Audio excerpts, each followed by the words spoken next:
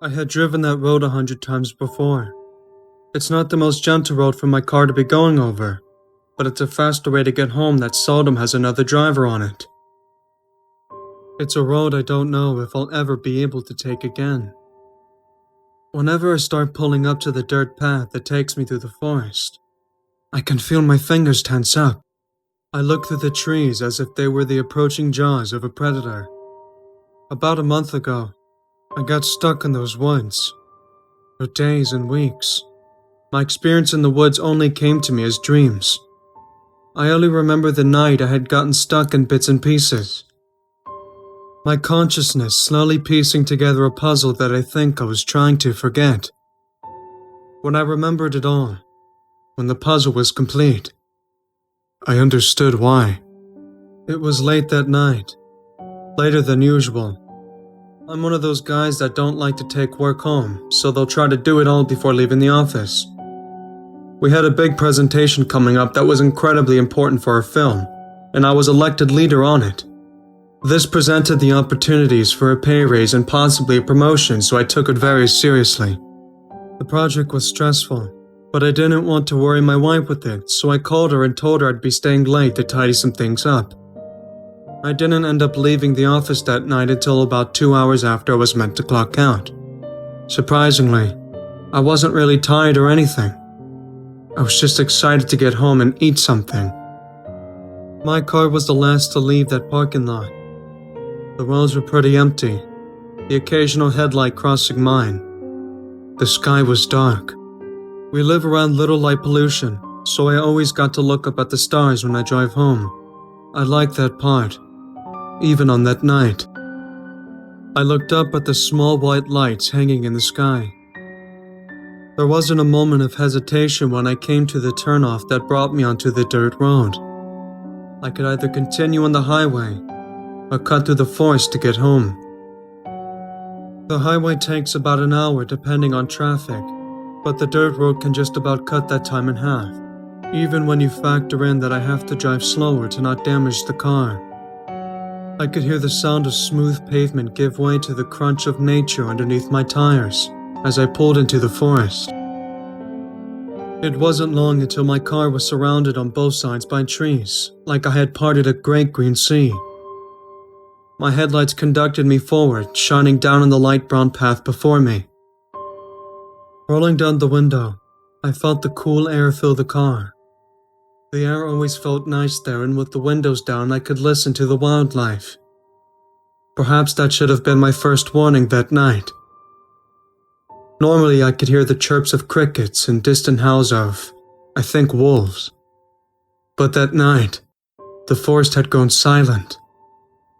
It was just my car making noise as rubber tires pushed down on the sparse spreading of stones in the path. After around 10 minutes of the drive, there was a brief spot of light to my left. I nearly didn't catch it as my car continued forward.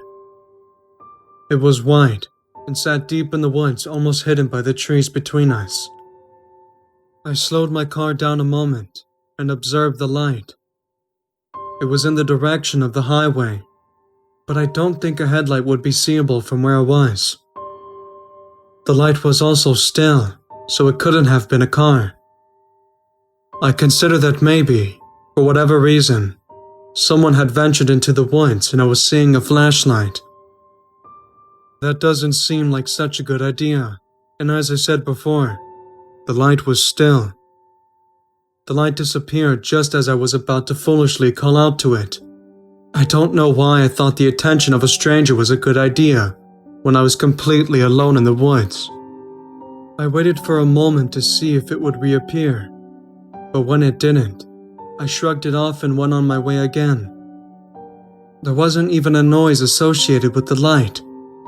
No voice or crunching of leaves, so I just drove away from it. Another 10 minutes of the uninterrupted drive passed by, and then another. And then another. I thought I must have been driving pretty slow. It wasn't unusual that I could take 40 or so minutes to reach the end of the road. Perhaps I was driving slow because I was still thinking about the light I had seen and was trying to find it again. Then, Another 20 minutes went by. My eyes kept darting back to the green numbers on my dashboard's clock. Was it a few minutes ahead? At the rate things were going, I would have been home by that point, even if I had taken the highway. I was starting to feel understandably tense. There was a mental effort to keep a decent pace, so I should have exited the road, or at least have seen some of the familiar markers near the end of it. Trying to distract myself, I reached for the radio and clicked to turn it on, hoping that something could distract me. When my fingers pressed the chilled radio buttons, I heard noise fill my car. A plume of static bounced around the interior. Clicking through various channels, I was met with nothing but an unsettling, whiny static. It was a higher-pitched noise than your typical radio fuzz, and it only served to put me further on edge, so I turned it back off. Jesus, I whispered to myself, looking at the clock when I turned the radio off. Another 15 minutes had gone by. Time felt like it was moving so fast, like the minutes were just getting away from me. I started watching the trees, waiting for something familiar to appear, anything that signaled I was close to the end of the road. I knew something was up though. Even if I was driving half the speed, the end should have been in sight. Did I take the wrong road? Were there even other roads to take into the forest? If there was, I had never seen them. No, it was the right road. It wasn't until another 20 minutes of stubborn driving had gone by that I'd finally stopped my car again. Pulling over slightly, I sat back and gave myself a chance to take in some of the cool air to try and cool down. I thought of my wife and realized that it had probably been a while since she had heard from me, so I decided to call her. Tried to explain what was going on. Maybe she could even rationalize it for me. It should come as no surprise that when I attempted to dial my wife before I even pressed the last button, I heard the same pinging static that came from my radio. I nearly dropped the phone as the noise assaulted my ear. Quickly hanging up the phone, sat back in my seat. A momentary frustration took hold of me, and I threw my hand forward, smacking the steering wheel, pressing on the horn. A booming noise emitted from my car and filled the forest around me. Needing to calm myself down, I unstrapped my seatbelt and exited the car, thinking that being able to walk around for a minute would help clear my head. The forest looked alien. I had driven it so many times before, and it was always such a peaceful place. But that night, I felt unwelcomed. The trees looked like they were bending in towards the road, like fingers trying to grasp at me. That's when I looked up to the sky, and at the stars I found so much comfort in. I could feel my heart sinking as I looked up at the sky. I didn't understand how what I was seeing was possible. With panic quickly settling in, I found myself back in my car and pushing much harder down on the acceleration than I should have been. The calm I was trying to find and hold on to was leaving my body. Someone had poked holes in me. Faster and faster, my car plowed down the forest path. It was just a straight line, but I knew that the forest path had some twists and turns, but they weren't there. The trees felt like they weren't changing. Even the dirt path faded away into brown static, never changing. I could feel myself twitching in my seat, my fingers shaking against the hard steering wheel. Vulgarity slipped out of my lips, or at least I think they did, but it could have just been that voice in my head was so loud I thought I was saying them. All while I was driving frantically, I continued looking at the sky, hoping the scenery would change. My awe and anxiety all accumulated when my lips parted. Where are the fucking stars? My words seemed to echo in the small confines of my car as I watched the tips of trees rushing past my vision. From the empty dark sky, there wasn't a single speck of white in the sky. It was just endless darkness. I almost felt woozy just from watching it. Nothing was making sense. How was I still on that road? Where did the stars go? I felt my worries filling up and my composure starting to fade away. I needed to pull over again.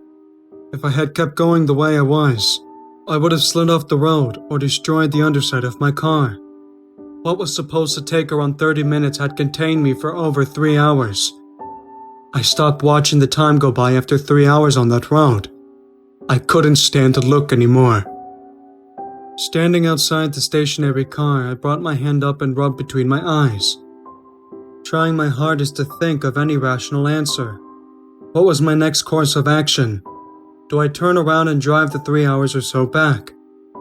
Do I press on and hope that I'm close to the end? I thought that turning around was the best answer. It would mean another 4 hours or so to get home, but I didn't know what was ahead of me. I thought it was a good idea, until the 3 hours of driving back turned into 4, and then into 5. Without an answer, for the third and final time, I pulled my car to the side and got out, this time dropping to the ground. I was so frustrated and confused. I didn't understand how I wasn't tired or hungry, how the sun hadn't come up yet. There was no sense behind driving through the woods for 3 hours, turning around and driving back 5 hours, and not reaching where you entered the woods originally. The gas indicator on my dash hadn't moved an inch either. I stood and looked up at the cold and empty sky, ready to scream at the top of my lungs, when I saw a light.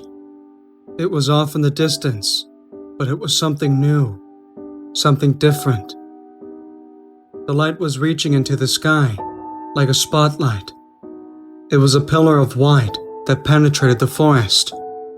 Then, I watched another light form. That's when I realized the lights weren't coming from the ground. I watched a pillar of white light descending into the forest.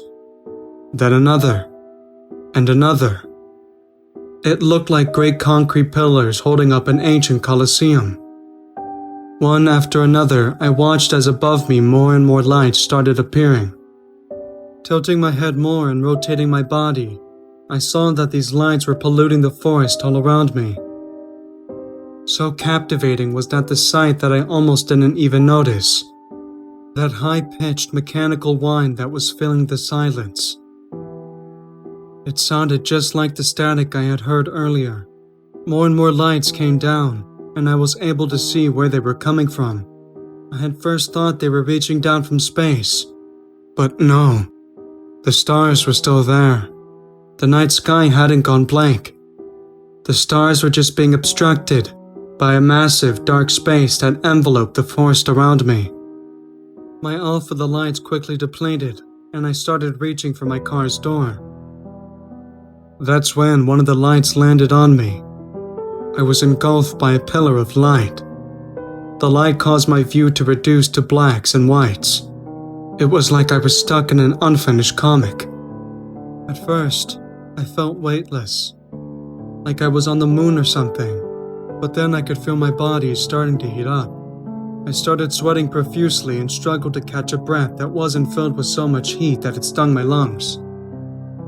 I tried walking out the circle, but just like the forest, the pillar of light seemed unending. The heat continued to rise until I thought my skin would melt off my body, and then a figure appeared before me. I looked at it for a moment. My world was a hazy static of black and white, so I couldn't make anything out about the figure, other than it was much taller than me. It almost looked like a tree itself. Before I could try to strain my eyes or run, it reached out a limb. I think it was a limb anyway, and then my memory went dark. I couldn't tell you what happens next. My memory from after that hasn't returned. I'm not sure if I even wanted to. When I woke back up, I found myself laying in my bed next to my wife. When I had woken up, I didn't remember anything about the night before. Like I said earlier, the memories of the forest came back over time. When she got up, I asked her how I got home last night. I told her I remembered entering the forest to drive home, but after that my memory cuts out. She placed her hand gently on my forehead to check my temperature. While her cool hand pressed against my skin, she explained that she wasn't really sure when I got home. She was tiresome, so she went to bed early. Sometime later, she felt me flop into bed beside her like I had jumped from the ceiling. It scared the shit out of her, but when she turned to yell at me, she couldn't move, so she thought maybe she was just experiencing sleep paralysis or something. Especially, she said, after the figure left our room, I was able to move again. Over the days, my memory of the night events started coming back to me. I never got around to telling my wife, but I think she's starting to suspect something. She noticed a scar under my hair on the back of my neck. She asked how it got there, and I didn't have a good answer. It hurts though. The scar pulsates. And even now, I can feel it. It isn't the only one either. I have similar throbbing scars on my abdomen and just below my left ankle. They burn just like the light did. Whenever I focus on the pain, I feel like I'm back in the forest, desperately looking for answers. I want to know what happened to me, what is happening to me, but I don't want those memories back. Going about my daily life with this pain always just under the surface. These memories of my night-plaguing mind. Every night I'm coming home from work, and I see that dirt road leading into the forest, it all comes back to me. I can see it as vivid as day, and the details never change. Needless to say, I'm taking the highway from now on.